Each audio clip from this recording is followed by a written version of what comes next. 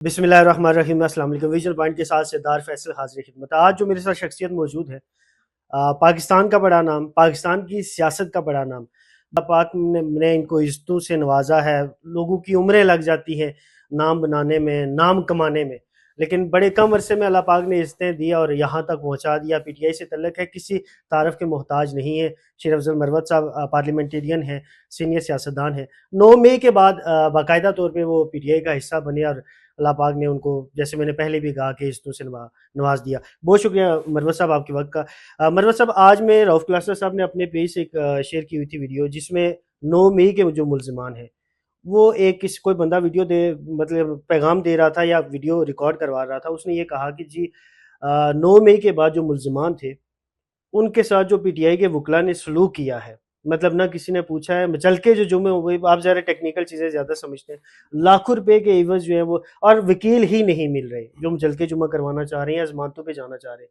तो सर, लंबी तादाद वकला की, इतने सीनियर वकला इस्लामाबाद के तकरीबन सारे बड़े नाम मौजूद थे, तो फिर इस तरह का वाक़या क्यों हुआ सर? ये 26 नवंबर की बात कर रहे हैं आप? 9 मई के बाद जो चीज़ें चली हैं सर। अच्छा, इस तरह है कि 9 मई के बाद जो है पे दर पे हमारे वर्कर्स गिरफ्तार हुए।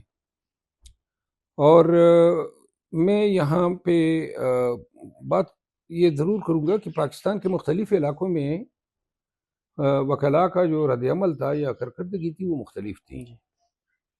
9 मई के बाद बहुत सारे लीडर्स की और वर्कर्स की मैंने भी अदालतों में नुमाइंदगी की, और न कि सिर्फ अदालतों में नुमाइंदगी की, बल्कि उनकी वकालत से रोकने के लिए जितने भी दाव पेच हम पे आजमाए गए उनका भी सामना किया। और मेरा ख्याल है 70% पीटीआई की लीडरशिप की भी मैंने नुमाइंदगी की, खान साहब समेत जी। लेकिन कहीं पर वकला का जो रवैया था या परफॉर्मेंस थी वो इत्मीनान बख्श नहीं थी। और ये भी मुझे इल्म है कि बहुत सारे वकला ने वर्कर्स को चार्ज भी किया है, पैसे भी लिए हैं। ये मसला जो है पार्टी में आ रहा है। आईएलएफ ने भी अपने तई, और आईएलएफ ने चंद वकला ने अपने तई बड़ी अच्छी कारकर्दगी दिखाई है, लेकिन बलिहाज मजमूई इत्मीनान बख्श नहीं है। और 26 नवंबर के बाद एक चीज़ खुशाइन थी, वो ये थी कि 26 नवंबर के बाद सबसे ज़्यादा तादाद में लोग गिरफ्तार हुए।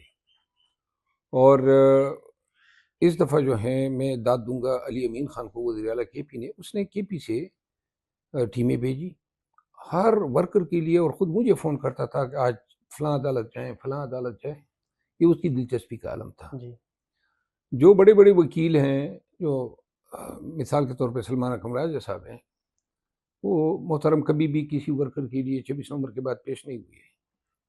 और मुझे पता है पूरे वकालत से वाबस्ता लोगों को इल्म है कि वकील बड़ी माना रखता है। अगर आपका वकील काबिल लाइक फाइक हैं तो जो नतीजा 3 माह में हासिल होता है वो 15 दिनों में दिला देता है। तो वर्कर जो हैं वो हम उनके मकरूज ज़रूर हैं, यानी उन बेचारों को, बहुत सारों को हमने छोड़ा है, और वो अपनी मदद आपके तहत जो है वकला इंगेज कर रहे हैं। तो ये सूरत हाल है। मरवत साहब, मुझे ये कहिएगा कि आप थोड़ा सा आपकी सियासी जो कैरियर शुरू हुआ उस हवाले से बात करेंगे। आप क्या समझते हैं कि आपकी पहली जो मुलाकात हुई वो ख्वाजा आसिफ साहब के साथ हुई, उसके बाद आप पे तनकीद, क्या सियासत, मतलब वो कहते हैं कि उसके सीने में दिल नहीं होता, या क्या मामला है कि क्या सियासतदान अपोजिशन से या दूसरी पार्टी से जाके मिल भी नहीं सकते? इस हद तक नफरत बढ़ चुकी है इस मुल्क में।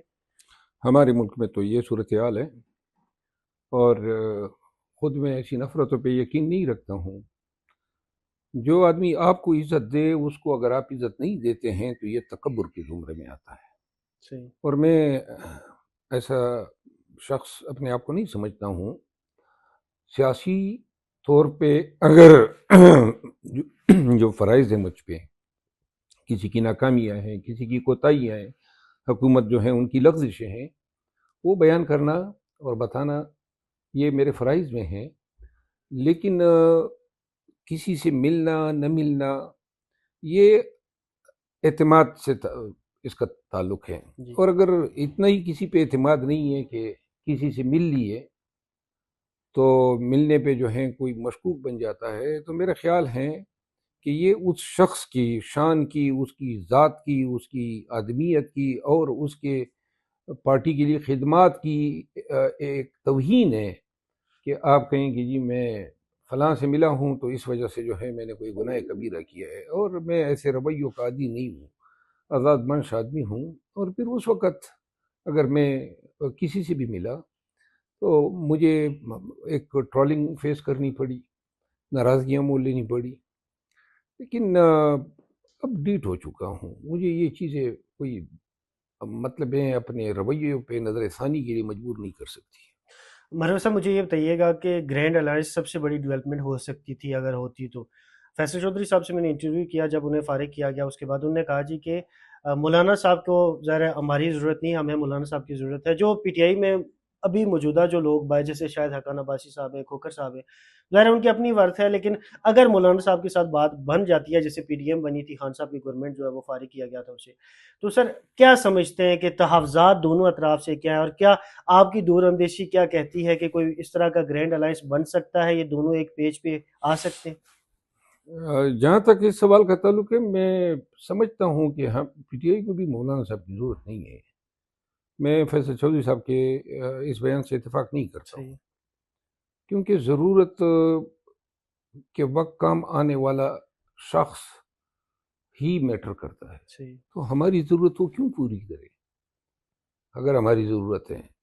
اور ضرورت کیوں ہے؟ پارٹی کمزور تو نہیں ہے، کروڑوں لوگ ہیں پارٹی کے پاس، خان کے لیے نکلنے والے ورکر پوری دنیا دیکھ چکی ہے، جانے انہوں نے گوائیں خان کے لیے۔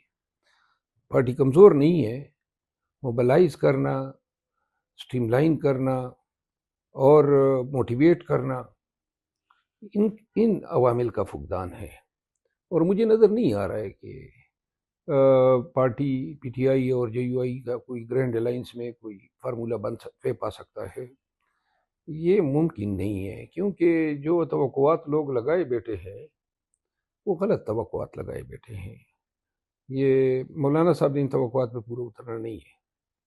سر مجھے یہ بھی بتائیے گا کہ اڈیالہ کے باہر کہا گیا کہ جی ہم نے کوئی کیمپ لگانا ہے اور وہاں کوئی احتجاج ریکارڈ کروانا ہے، لیکن اس پہ بھی متضاد خبریں سامنے آ رہی ہیں، تقسیم ہوتی ہوئی پی ٹی آئی نظر آ رہی ہے۔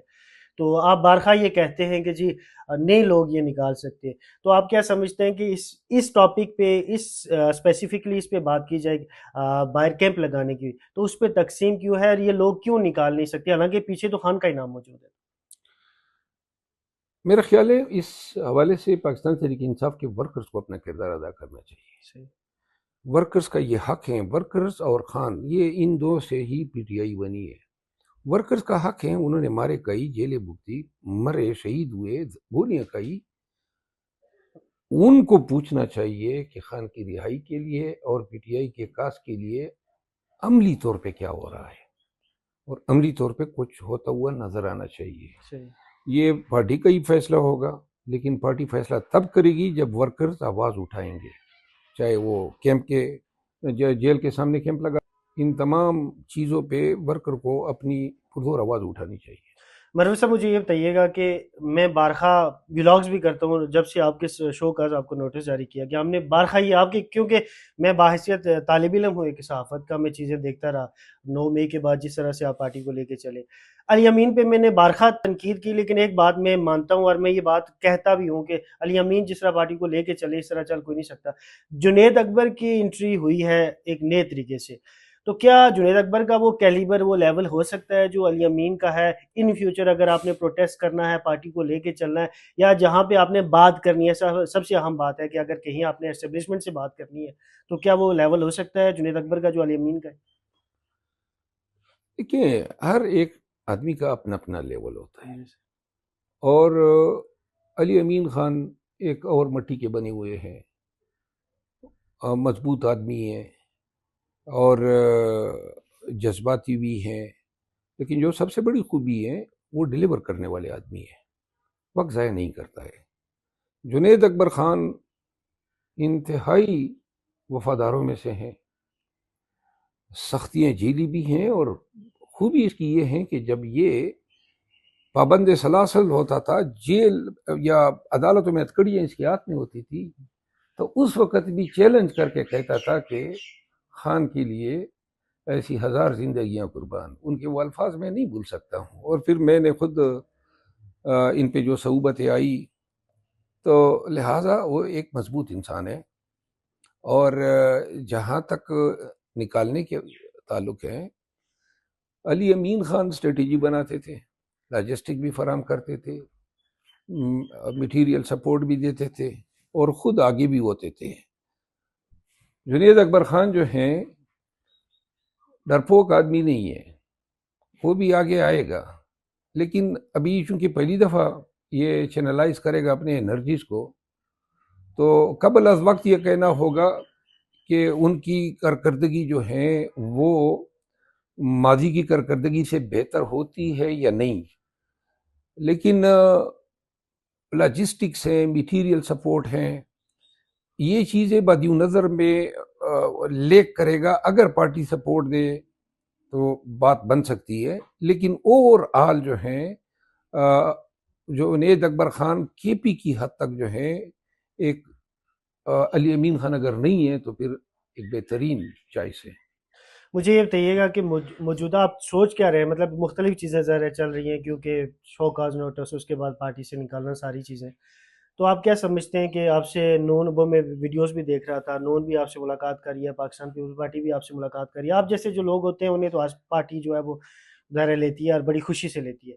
سر کوئی حالات، اگر خان صاحب سے ملاقات ابھی تک آپ کی نہیں ہو پائی، تو کوئی ایسا رستہ بھی دیکھ رہے ہیں کہ مروت صاحب کی راہیں جدا ہو سکتی ہیں؟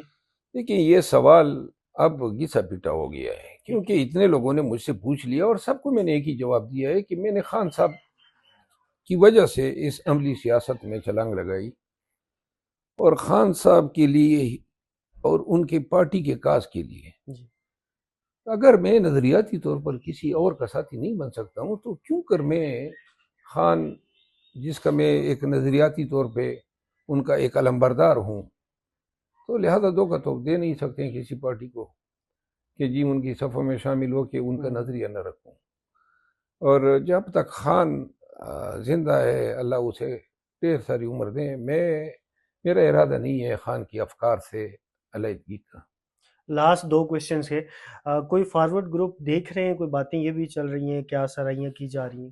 پاکستانی سیاست میں کچھ بھی ہو سکتا کچھ بھی ہو سکتا ہے، اور ماضی میں بھی بنے ہیں نا. اور ابھی 26 نومبر پہ ہم سے لوگ گئے، تو لہٰذا اگر پیسے کا استعمال ہوتا ہے یا اس طرح جس طرح توڑا جاتا ہے ڈرا دھمکا کے، ممکن ہے کہ فاروق بلاک سامنے آ جائے گا. پارلیمنٹ میں آپ نے ایک سپیچ کی سر، وہ بڑی وائرل ہو رہی ہے، آپ نے بھی وہ سنی، جس میں آپ نے کہا کہ ڈی جی صاحب کو آنا چاہیے، مختلف جو سیکورٹی ایجنسیز کے لوگ ہیں انہیں آ کے جواب دینا چاہیے. ایک پریس کانفرنس ہوئی ہے پی آئی ڈی میں جس میں D G I S P R صاحب خود موجود تھے. کانفرنس کے حوالے سے اور بلوچستان کے حوالے سے اگر جو یہ واقعہ جعفر ایکسپریس کا ہوا ہے اس پہ آپ کو کوئی کامنٹ کرنا چاہے تو؟ ہمیں لانگ ٹرم دہشت گردی کی اسٹریٹجی بنانی چاہیے، اور اس کو کامیاب کرنے کے لیے ضروری ہے کہ حکومت، سرکار، ادارے اور عوام ایک پیج پہ ہو. جو نفرتوں کی خلیج نے ہمیں بانٹ دیا ہے، ان نفرتوں کو ایڈریس کیا جانا چاہیے. یہ ہماری وحدت کے لیے بہت ضروری ہے. اور نفرتیں ہیں، پارٹی ٹو پارٹی ہیں، عوام اور حکومت کے بیچ ہے، اور اداروں اور عوام کے بیچ ہے. ان کا خاتمہ جب تک نہیں ہوگا اور اسٹریٹجی ایسی ہو کہ جس میں اسٹریٹجی دینے والے ریاست کے لوگ، سیاستدان، حکومت کے لوگ سب عوام کے سامنے بیٹھے کہ ہم نے اس پہ حلف اٹھایا ہے کہ اب ہم ریاست کے لیے یہ اسٹریٹجی رکھیں گے، اور اس سے کوئی ڈیویشن کسی کی شکل میں اس کی اجازت نہیں ہوگی. اور جب یہ ہوگا تو اس کے دور رس اثرات آئیں گے. لاسٹ کویسچن ہے سر، ابھی اڈیالہ کے باہر آپ جانتے ہیں کہ علیمہ خانم اور جو پنجوتا صاحب کے درمیان معاملہ ہوا، اگر جواب دینا چاہے، اس پہ کمنٹ کرنا چاہے تو سر وہ چیزیں میڈیا کی نظر بھی رہیں، سوشل میڈیا کی نظر بھی رہی، تو اس معاملے کو آپ کیسے دیکھتے ہیں کہ اس طرح کے وکلا، ظاہر ہے ہر کوئی رسپیکٹیو تو ہوتا ہے اپنی جگہ پہ، تو چیزیں وہ کر رہے ہیں اپنی جگہ، وہ کوشش بھی کر رہے، تو اس طرح کے معاملات سامنے جو آ رہے ہیں، اس طرح کی چیزیں ہونی چاہیے؟ نہیں ہونی چاہیے. تھینک یو سو مچ سر آپ کے ٹائم کا. ویژن پوائنٹ کے ساتھ سردار فیصل کو اجازت دیجیے گا. اللہ نگہبان.